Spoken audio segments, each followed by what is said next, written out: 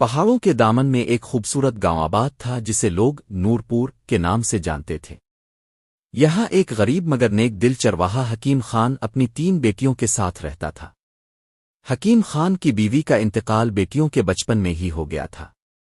اس نے ماں اور باپ دونوں کا کردار ادا کرتے ہوئے بیٹیوں کی پرورش کی۔ بیٹیوں کے نام تھے زلیخا، سلم اور عائشہ۔ زلیخا سب سے بڑی سادہ اور صابر مزاج لڑکی تھی۔ وہ ہمیشہ باپ کا ہاتھ بٹاتی اور ہر بات میں مشورہ دیتی۔ سلم درمیانی بیٹی خوبصورت، ذہین اور کچھ حد تک خودسر تھی۔ وہ ہمیشہ کچھ نیا کرنے کے خواب دیکھتی۔ عائشہ سب سے چھوٹی تھی، معصوم، شوخ اور ہنسمکھ۔ وہ کہانیوں اور پرانی کتابوں کی دلدادہ تھی۔ تینوں بیٹیاں باپ کی آنکھوں کا تارا تھیں، اور حکیم خان ہمیشہ اللہ کا شکر ادا کرتا کہ وہ دنیا کا سب سے خوش نصیب باپ ہے۔ دوسرا باب، آزمائشوں کا آغاز۔ ایک سال گاؤں پر قحط نازل ہوا۔ بارشیں کم ہوئیں، زمین بنجر ہو گئی اور چرواہے کے مویشی بیمار ہونے لگے۔ حکیم خان کے پاس جو کچھ جمع تھا وہ سب تیزی سے ختم ہونے لگا۔ گاؤں کے امیر لوگ شہر کی طرف ہجرت کرنے لگے۔ بیٹیوں نے اپنے باپ کو پریشان دیکھا تو فیصلہ کیا کہ وہ بھی محنت کریں گی۔ زلیخا نے سلائی سیکھ لی اور عورتوں کے کپڑے سینے لگی۔ سلم نے گاؤں کے بچوں کو پڑھانا شروع کر دیا۔ عائشہ نے بزرگ عورتوں سے پرانی کہانیاں سن کر ایک کہانیوں کی کتاب بنانی شروع کی۔ لیکن پھر ایک دن سب کچھ بدل گیا۔ مویشیوں میں بیماری پھیل گئی اور حکیم خان کا واحد قیمتی بیل بھی مر گیا۔ اب وہ گھر جو ہنسی خوشی آباد تھا خاموشی میں ڈوبنے لگا۔ تیسرا باب، 3 وعدے۔ ایک رات حکیم خان نے اپنی بیٹیوں کو پاس بٹھایا۔ بیٹیوں، میں شاید زیادہ دن نہ رہوں، لیکن میں چاہتا ہوں کہ تم تینوں ایک وعدہ کرو۔ بیٹیوں نے چونک کر باپ کی طرف دیکھا۔ پہلا وعدہ یہ کہ تم کبھی ایک دوسرے کا ساتھ نہ چھوڑو گی۔ دوسرا وعدہ کہ تم عزت کے ساتھ جیو گی چاہے حالات کیسے بھی ہوں۔ اور تیسرا وعدہ کہ تم اپنا علم اور ہنر دوسروں کی مدد کے لیے استعمال کرو گی۔ تینوں بیٹیوں نے آنسوؤں کے ساتھ وعدہ کیا۔ چوتھا باب، سفر کا آغاز۔ اگلی صبح حکیم خان کی طبیعت بگڑ گئی۔ وہ چند دن کے اندر دنیا سے رخصت ہو گیا۔ گاؤں والے افسوس کے بعد اپنی زندگیوں میں مصروف ہو گئے، اور 3 یتیم بیٹیاں تنہا رہ گئیں۔ زلیخا نے فیصلہ کیا کہ اب گاؤں میں رہنا ممکن نہیں۔ اس نے اپنی بہنوں کے ساتھ شہر جانے کا فیصلہ کیا۔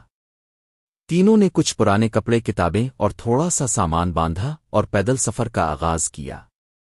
راستے میں ان پر بہت آزمائشیں آئیں، کبھی بھوکی راتیں، کبھی بارش، کبھی راستہ بھول جانا، لیکن وہ ایک دوسرے کا ہاتھ پکڑے آگے بڑھتی گئیں۔ پانچواں باب، نئی زندگی۔ بالآخر وہ تینوں ایک بڑے شہر پہنچی، نور آباد۔ یہاں زلیخا نے ایک سلائی سینٹر میں نوکری کر لی، سلم ایک مدرسے میں پڑھانے لگی، اور عائشہ نے بچوں کو کہانیاں سنانے کا سلسلہ شروع کیا۔ تینوں نے دن رات محنت کی اور تھوڑے ہی عرصے میں ایک چھوٹا سا کرائے کا مکان لے لیا۔ ان کا خلوص اور محنت دیکھ کر محلے والے بھی ان کے مددگار بن گئے۔ عائشہ کی کہانیوں نے شہر کے بچوں میں مقبولیت حاصل کی۔ ایک دن ایک پبلشر نے اس کی کہانیوں کی کتاب چھاپنے کی پیشکش کی۔ کتاب او پہاڑ کی بیٹی کے نام سے چھپی اور پورے ملک میں مشہور ہو گئی۔ چھٹا باب، آزمائشیں پھر لوٹ آئیں۔ ایک دن سلم اسکول سے واپس آتے ہوئے گمشدہ ہو گئی۔ پتہ چلا کہ کچھ لوگوں نے اسے اغوا کیا تھا تاکہ اس کی خوبصورتی سے فائدہ الف جا سکے۔ لیکن سلم نے اپنی حاضر دماغی سے ایک نوٹ لکھ کر ایک بچی کے ذریعے پولیس تک پہنچا دیا۔ پولیس نے کارروائی کی اور سلم کو بچا لیا گیا۔ واقعے کے بعد وہ کئی دن صدمے میں رہی، مگر زلیخا اور عائشہ کے حوصلے نے اسے سنبھالا۔ ساتواں باب، نئی کامیابیاں۔ سلم نے خواتین کے لیے ایک فلاحی ادارہ قائم کیا تاکہ کوئی لڑکی ایسا دکھ نہ جھیلے۔ زلیخا نے ایک سلائی اسکول کھول لیا جس میں وہ غریب عورتوں کو ہنر سکھاتی تھی۔ عائشہ کی کتابیں اب اسکولوں میں پڑھائی جاتی تھیں۔ تینوں بہنوں نے وہی 3 وعدے یاد رکھے، ساتھ رہنا، عزت سے جینا اور دوسروں کی مدد کرنا۔ ان کی نیک نیتی اور صبر کی بدولت اللہ نے ان کی دنیا سنوار دی۔ آخری باب، چرواہے کا خواب پورا ہوا۔ کئی سال بعد تینوں بہنیں ایک شام آنگن میں بیٹھی تھیں۔ چاندنی رات تھی اور فضا میں خوشبو بسی ہوئی تھی۔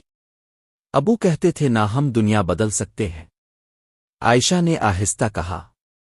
زلیخا نے مسکرا کر آسمان کی طرف دیکھا، ہم نے ان کا خواب پورا کر دیا۔ سلم کی آنکھوں میں نمی تھی۔ ہاں، اور یہ سب ہم نے ایک ساتھ کیا۔ اس رات چرواہے کی روح فخر سے مسکرائی۔ اس کی بیٹیاں صرف یتیم نہیں رہیں، وہ قوم کی ماں، استادوں اور رہنماؤں میں بدل چکی تھیں۔